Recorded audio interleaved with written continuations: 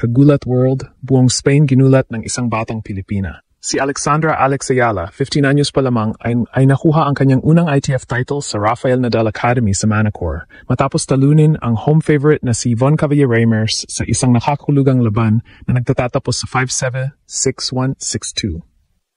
Ang unang ITF trophy ni Alex ay hindi lamang simbolo ng personal na tagumpay, kundi patunay na ang Pinoy tennis ay may bagong batang puwersa na handang sumabak sa international stage. Ramdam sa bawat puntos ang determinasyon at matinding konsentrasyon, lalo na matapos mawalan siya ng unang set sa harap ng mas may karanasang kalaban at lokal na crowd. Hindi naging madali ang laban. Natalo sa unang set, kinailangan ni Alex na baguhin ang laro at panindigan ang bawat shot. Sa ikalawa at ikatlong set, lumitaw ang kanyang matatag na serve, agresibong backhand, at husay sa baseline rallies na nagpatunay na kahit batang manlalaro, kaya niyang humawak ng pressure sa professional environment. Ang kanyang comeback ay malinaw na nagpapakita ng karakter at resilience, mga elemento na kailangan sa pagangat sa international tennis circuit. Ang tagumpay na ito ay agad na nagbigay ng impact sa global tennis scene. Hindi lamang ito local headline sa Spain o Pilipinas, kundi naging paksa rin sa iba't ibang sports desk sa Asia at Europe. Ipinakita ni Alex na sa murang edad, kaya niyang makipagsabayan sa world stage at ang kanyang performance ay naging inspirasyon para sa mga kabataang Pilipino na nangangarap makamit ang parehong tagumpay sa sports. Ang kanyang panalo ay isang malinaw na mensahe. Posible ang pagangat mula junior promise tungo sa professional victories sa international arena. Higit pa rito, ang victory ni Alex sa Manacor ay simula lamang ng kanyang mas malawak na plano sa karera. Hindi lamang ito tungkol sa isang trophy. Ito ay bahagi ng trajectory patungo sa mas mataas na layunin tulad ng WTA tournaments at Grand Slam appearances. Ang emosyonal na core ng kanyang kuwento, mula sa hamon at pressure tungo sa tagumpay at inspirasyon, ay malinaw na ipinakita sa laban na ito. Nagbigay siya ng inspirasyon sa buong bansa at iniwan ang tanong sa mga kabataan, kung kaya niya ito sa Spain, bakit hindi sa mas malalaking court sa hinaharap? Ang panalo sa Manacor ay unang kabanata pa lamang sa kanyang paglalakbay. Ang tunay na hamon ay ang pagsabak sa mas malalaking tournaments at pag-akyat sa WTA rankings. Sa bawat training session, bawat match, at bawat pagkataon na mapabilang sa international tournaments, patuloy na susubaybayan ng buong bansa ang kanyang pagangat. Ang tagumpay ni Alexandra Ayala ay hindi lamang personal. Ito ay pambansang inspirasyon na nagpapakita na ang Pinoy athletes ay may kakayahan at determinasyon na gumawa ng marka sa global sports stage. Buong Spain ginulat ng isang batang Pinay na walang takot sa court. Si Alexandra Alex Ayala, 15 anyos pa lamang, ay nagpakitang gila sa Rafael Nadal Academy sa Manacor at nakuha ang kanyang kauna-unahang ITF professional title. Ang laban niya kay Yvonne Caballero-Reimers ay hindi basta-basta. Natalo siya sa unang set 5-7 at ramdam lahat ang pressure na dala ng local na crowd at mas may karanasang kalaban. Ngunit doon lumabas ang karakter ni Alex. Sa ikalawa at ikatlong set, ipinakita niya ang kanyang tibay, konsentrasyon, at strategic thinking. Mula sa 5-7 na unang set, nagbago ang laro, mas agresibo ang kanyang serve, mas matatag sa baseline, at bawat puntos ay pinapakita ang maturity na bihira sa kanyang edad. Ang comeback victory na half 5-7, 6-1, 6-2 ay hindi lamang panalo sa scoreboard, kundi isang pahayag. May batang Pinay na handang makipagsabayan sa international tennis arena. Hindi lamang sa laban ang impact ni Alex, kundi pati sa buong narrative ng Filipino athletes abroad. Ang kanyang tagumpay sa Manacor ay agad na kumalat sa social at international media.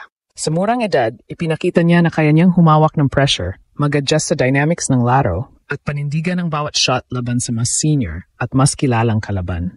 Ang bawat rally ay nagbigay ng inspirasyon sa mga kabataan sa Pilipinas na nakakita ng bagong halimbawa ng determinasyon at skill sa global stage. Ang kanyang panalo ay malinaw na mensahe. Hindi imposibleng makipagsabayan sa world tennis circuit, basta may puso, disiplina at focus. Bukod sa inspirasyon, ang victory na ito ay may malinaw na kahalagahan sa career trajectory ni Alex. Ang ITF title sa Manacor ang unang hakbang sa mas malalaking layunin, WTA main draws, Grand Slam appearances, at eventual breakthrough sa professional tour. Ito ang unang konkretong ebidensya na ang kanyang junior success ay pwedeng i-translate sa senior level performance. Ang bawat set, bawat puntos, at bawat adjustment sa laban ay nagpakita na handa siya sa mas mataas na level. Ang kanyang tagumpay ay nagsilbing benchmark para sa sarili niya at sa ibang batang Pilipino na nangangarap makamit ang parehong level ng tagumpay. Ang emosyonal na core ng kwento ni Alex ay lumalabas sa kanyang resilience. Mula sa hamon ng unang set, sa pressure ng local crowd, hanggang sa pag-adjust ng laro sa middle sets, ipinakita niya na hindi basta sumusuko ang batang Pinay. Ang kanyang panalo ay hindi lamang simbolo ng kakayahan, kundi inspirasyon sa bayan. Para sa mga kabataan, para sa mga aspiring athletes, at para sa buong Pilipinas, ang kwento ni Alex ay paalala na ang determinasyon at puso ay kasing halaga ng talent. Habang hawak niya ang trophy sa Monocore, malinaw na ang unang chapter lamang ito sa kanyang karera. Ang susunod na kabanata ay mas matindi, WTA tournaments, Grand Slam attempts, at patuloy na pagpapalawak ng international experience. Ngunit sa panalo na ito, ang mundo ay nakakita ng isang batang Pilipina na kayang mag-iwan ng marka, hindi lamang sa scoreboards, kundi sa puso ng mga manonood. Buong Spain ginulat, at buong Pilipinas, proud na proud. Pagkatapos ng makasaysayang panalo ni Alexandra Alex Ayala sa Rafael Nadal Academy, malinaw na hindi lamang trophy ang naiwan sa kanyang kamay, kundi isang mensahe sa buong mundo. May batang Pinay na handang makipagsabayan sa global tennis scene. Kung sa part 1 ay nakapokus tayo sa laban kay Yvonne Cavallé-Reimers at sa resilience ni Alex sa court, ngayon naman ay sisilipin natin ang mas malalim na implikasyon ng kanyang tagumpay at paano ito nagbukas ng bagong oportunidad para sa kanyang karera at para sa tennis sa Pilipinas. Ang win na ito ay milestone sa karera ni Alex, ngunit higit pa rito, nagbigay ito ng blueprint para sa kanyang progression sa professional circuit. Sa murang edad, natutunan niyang hawakan ng pressure, mag-adjust sa dynamic na laro ng kalaban, at panindigan ang bawat puntos. Skills na mahalaga sa WTA at Grand Slam tournaments. Ang kanyang performance sa Monocore ay malinaw na nagpapakita na kaya niyang i-transition ang kanyang junior success patungo sa senior level competition. Para sa mga coaches at scouts, ang kanyang ability na mag-comeback mula sa unang set na natalo ay indikasyon ng maturity, court awareness, at mental toughness. Ito ang mga qualities na naghihiwalay sa mga promising juniors at sa mga tunay na rising stars.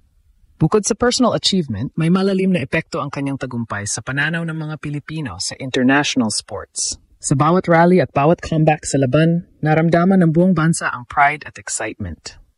Ang kwento ni Alex ay hindi lamang tungkol sa panalo sa court. Ito ay simbolo ng posibilidad na ang Pinoy athletes ay may kakayahang gumawa ng marka sa pinakamalalaking sports stage sa mundo. Ang kanyang inspirasyon ay hindi limitado sa tennis. Nagbibigay ito ng pag-asa sa kabataan na may pangarap sa kahit anong larangan, lalo na sa sports, na ang sipag, disiplina at determinasyon ay pwedeng magbukas ng daan sa tagumpay.